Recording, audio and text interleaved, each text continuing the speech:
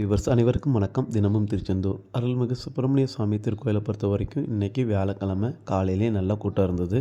காலையில் ஒரு 5 மணிக்கெலாம் ஒரு மணி நேரத்தில் சாமி தரிசனம் பார்க்குற அளவுக்கு கூட்டம் இருந்துச்சு. அப்புறம் போக போக நேரம் ஆக ஆக கூட்டம் நான் 9 மணிக்கு வீடியோ எடுக்கும்போதெல்லாம் கிட்டத்தட்ட 2 மணி நேரத்துலேருந்து ஒரு 3 மணி நேரம் சாமி தரிசனம் பார்க்க ஆகிற அளவுக்கு அந்தளவுக்கு கூட்டம் ஃபுல்லாக எல்லா லைன்லேயும் கூட்டம் ஃபுல்லாகிட்டு. ஏன்னா இன்றைக்கி வியாழக்கிழமை குருஸ்தலங்கிறதுனால எப்போவுமே வியாழக்கிழமை கூட்டம் இருக்கும். ஆனால் நல்லா ஞாபகம் வச்சுக்கோங்க, எப்போதுமே மதியத்துக்கு அப்புறம் 3 மணிக்கெலாம் கொஞ்சம் ஃப்ரீ ஆயிரும். 3 மணிக்கு அப்புறம் தரிசனம் பார்க்க நீங்கள் வரலாம்.